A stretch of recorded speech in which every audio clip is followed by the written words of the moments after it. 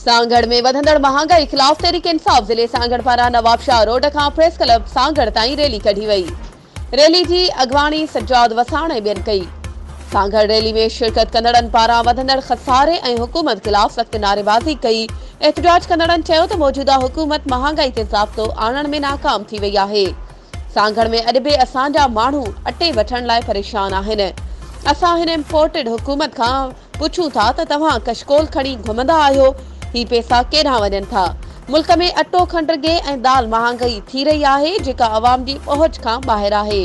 एहतजाज कंदड़नि चयो त मौजूदा हुकूमत महांगाई ते ज़ाब्तो आणण में नाकाम थी वई आहे। वधीक ख़बरुनि ऐं अपडेट्स जे लाइ असांजे चैनल खे सब्सक्राइब कयो ऐं हा बेल आइकन खे प्रेस करणु न विसारिजो त जीअं असांजी हर नई अचण वारी वीडियो तव्हां ताईं पहुची